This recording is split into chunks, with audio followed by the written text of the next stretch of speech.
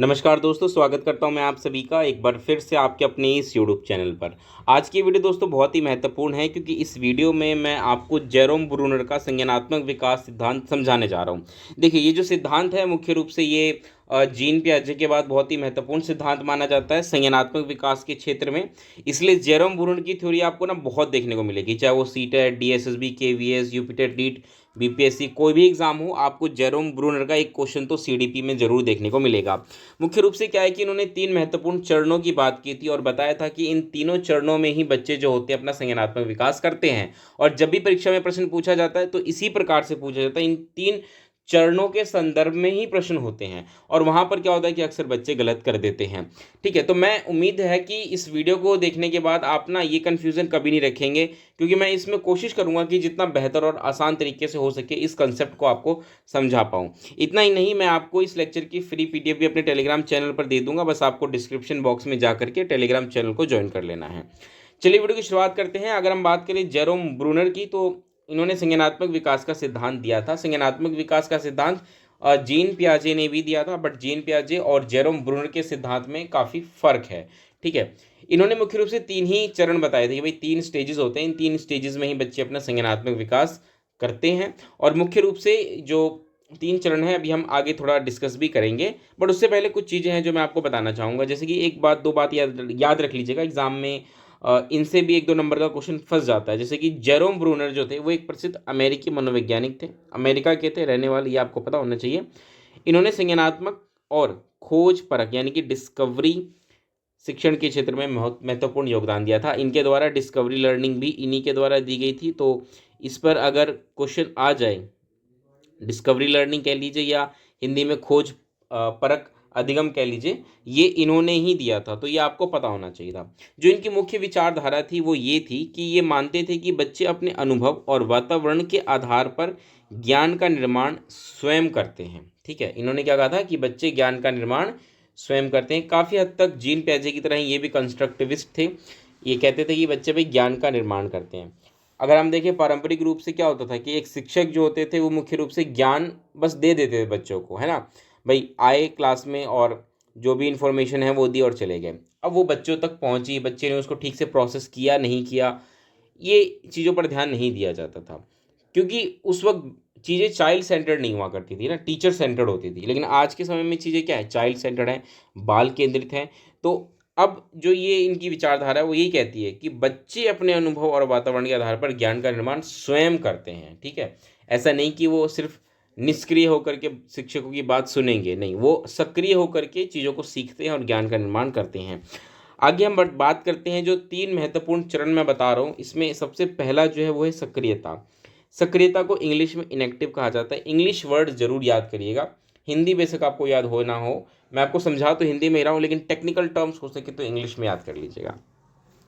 जो एज है वो ध्यान रखिएगा, 0 से 1 वर्ष की जो एज होती है इसको इन्होंने इनएक्टिव कहा था, सक्रियता कहा था। वहीं दूसरा है दृश्य प्रतिमा चरण यानी कि आइकॉनिक स्टेज, जिसमें कि जो एज होती है वो 1 से 6 साल की होती है।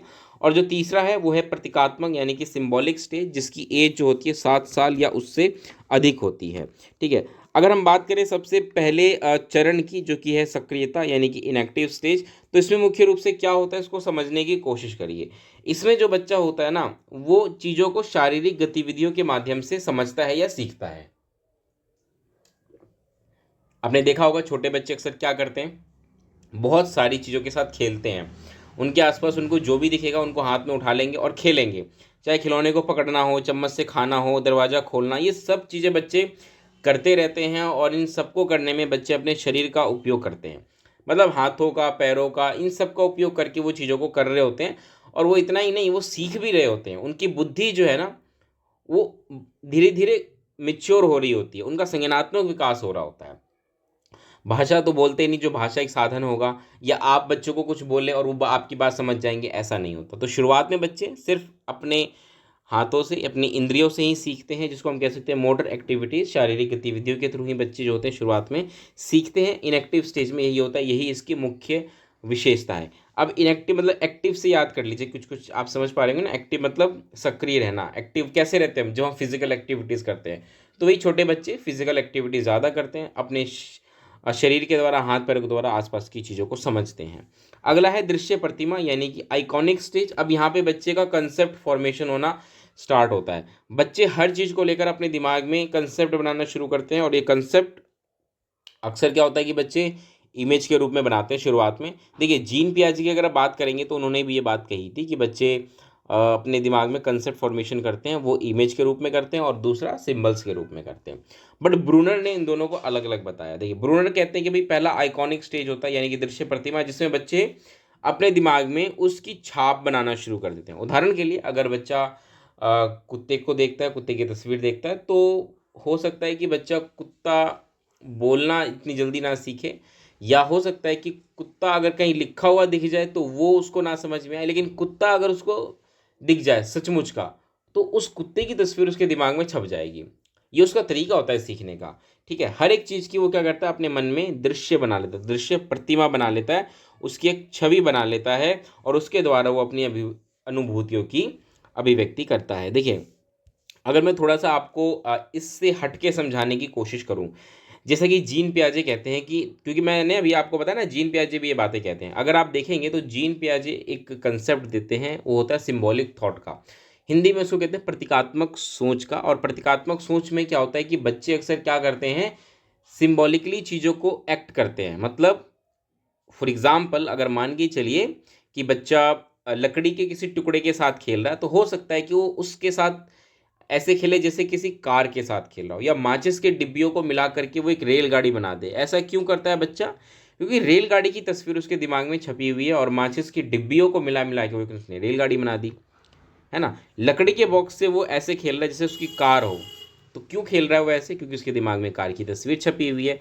तो थोड़ा सा ये पियाजे भी कहते हैं। वहीं अगर हम बात करें ब्रूनर की, क्योंकि हम ब्रूनर को पढ़ रहे हैं तो उनके संदर्भ में बात करेंगे, तो ब्रूनर यही कहते हैं कि बच्चा जो होता है जब वो 1 से 6 वर्ष की उम्र में होता है तो वो अपने दिमाग में इमेजेस बनाता है, ठीक है, दृश्य प्रतिमाएं बनाता है और उनकी अनुभूतियों की अभिव्यक्ति करता है। ठीक है, उम्मीद है आप समझ गए होंगे। यदि बच्चे को किसी वस्तु के बारे में सोचना है तो वह उसकी मानसिक छवि यानी कि मेंटल इमेज बनाकर उसे याद करता है। उम्मीद है आप समझ गए होंगे। चलिए आगे बढ़ते हैं नेक्स्ट, और ये लास्ट चरण है। इसके बाद एक एक्सपेरिमेंट भी जो है किया था ब्रूनर ने अपने इस सिद्धांत को साबित करने के लिए, उस पर भी मैं थोड़ा सा संक्षिप्त में चर्चा करूँगा, उसको भी ध्यान से समझिएगा। प्रतीकात्मक चरण में यानी कि सिंबॉलिक स्टेज होता है, मुख्य रूप से जो एज होती है वो 7 साल या उससे अधिक की होती है। 7+ का जो बच्चा होता है वो इसमें आता है। अब इस चरण में क्या होता है, इसमें बच्चा प्रतीकों के माध्यम से ज्ञान प्राप्त करता है। अब प्रतीकों के माध्यम से ज्ञान प्राप्त करने का क्या अर्थ है, इसका अर्थ ये है जैसे कि हम कहते हैं ना, जैसे मान के चलिए अगर मैं एप्पल, एक तो क्या एप्पल सचमुच का बच्चे ने देख लिया ये एप्पल है, लेकिन इसके लिए हम अक्सर ए इस्तेमाल करते हैं ना, ए फॉर एप्पल।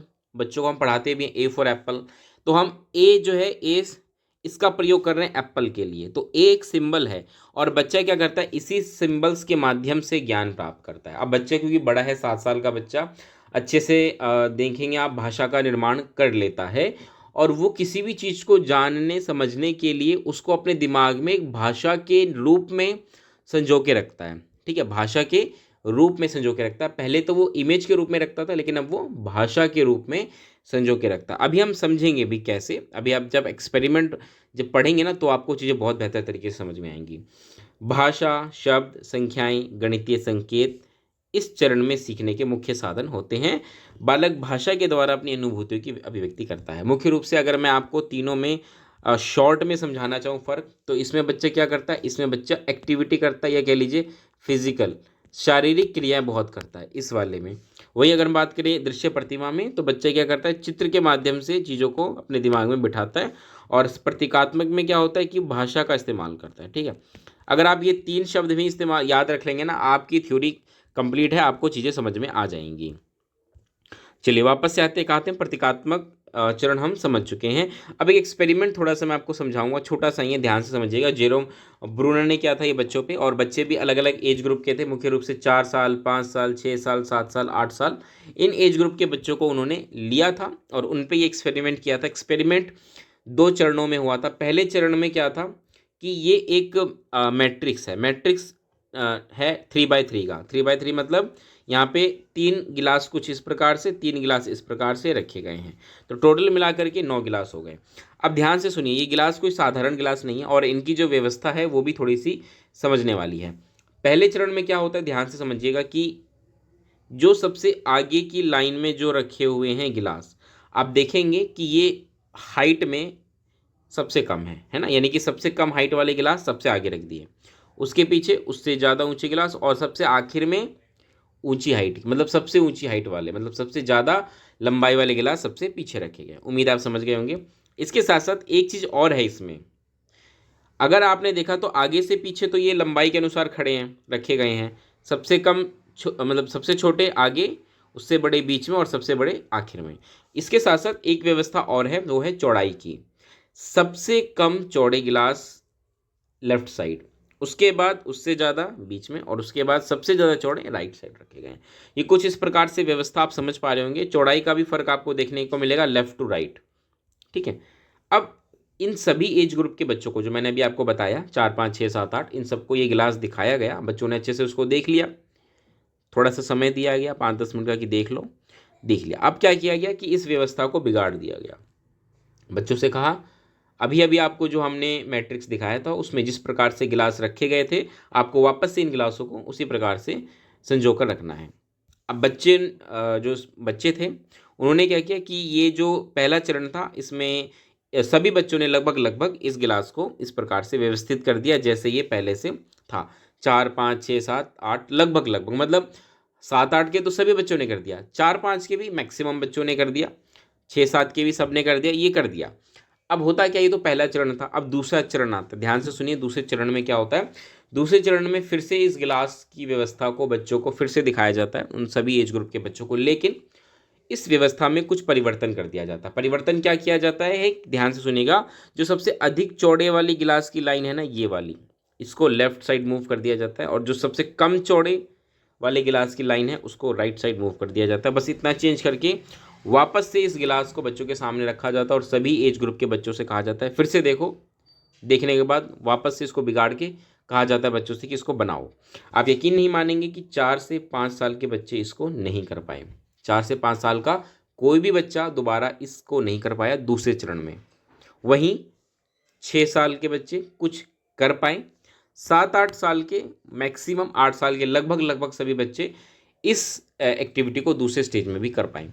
अब सवाल उठता है कि यहाँ से हमें क्या सीखने को मिलता है, कैसे ब्रूनर की जो थ्योरी है वो यहाँ पर सिद्ध होती है, इसको समझने का प्रयास करिए। देखिए अभी हमने क्या पढ़ा था कि जो बच्चे 2 से 6 साल के बीच के होते हैं वो जनरली किस स्टेज में आते हैं, दृश्य प्रतिमा यानी कि आइकॉनिक, जहाँ पे बच्चे इमेज के रूप में चीज़ों को संभाल के रखते हैं। जब पहले चरण में ये एक्टिविटी की गई तो बच्चों को ये व्यवस्था दिखा दी गई, तो जो बच्चे इस एज ग्रुप में थे उन्होंने तो इमेज के रूप में इस पूरी व्यवस्था को दिमाग में सेट कर लिया, एक इमेज बना लिया इसका और दिमाग में सेट कर लिया।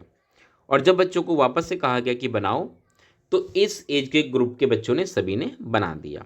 वहीं जब इस व्यवस्था को बिगाड़ दिया गया और कुछ परिवर्तन के साथ फिर से दिखाया गया दूसरे स्टेज में, तो यही जो 2 से 6 साल के बच्चे थे, क्योंकि इनके दिमाग में तो वही वाली इमेज थी ना जो इन्होंने फर्स्ट स्टेज में देखा था, उसी के अनुसार फिर से इन्होंने बना दिया और ये गलत साबित हो गए।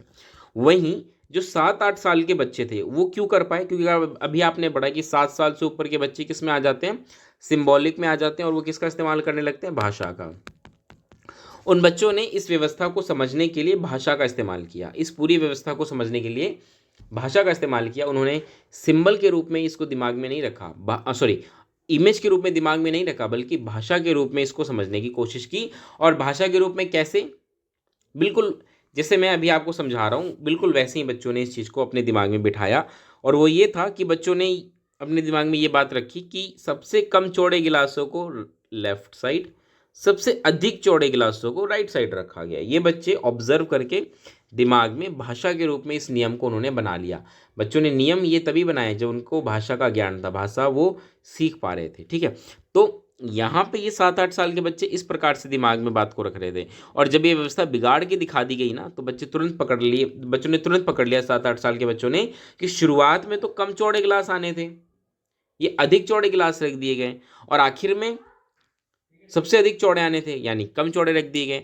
तो दूसरी बार भी उन्होंने उस व्यवस्था को बना दिया जैसा उनको कहा गया था, क्योंकि उन्होंने इस नियम को एक भाषा के रूप में दिमाग में रखा। और मुझे उम्मीद है कि अब आप भी समझ पा रहे होंगे कि क्यों ब्रूनर ने कहा कि बच्चे शुरुआत में सबसे पहले इनएक्टिव यानी कि शारीरिक गतिविधियों के थ्रू सीखते हैं, दूसरे स्टेज में वो दृश्य प्रतिमा इमेज के रूप में सीखते हैं, और तीसरे स्टेज में बच्चे भाषा यानी कि प्रतीकात्मक या सिंबॉलिक के रूप में चीज़ों को सीखते हैं। यही मुख्य रूप से उनके द्वारा किया एक एक्सपेरिमेंट था जिसके द्वारा उन्होंने इन 3 महत्वपूर्ण चरणों को समझाया। उम्मीद है आप इस वीडियो को देख के इस थ्योरी को अच्छे से समझ गए होंगे। इस वीडियो में इतना ही रखते हैं। ये वीडियो कैसी लगी बताइएगा, लाइक करिएगा, शेयर करिएगा, चैनल को सब्सक्राइब करना मत भूलिएगा। मिलते हैं दोस्तों अगली वीडियो में, तब तक के लिए नमस्कार, धन्यवाद।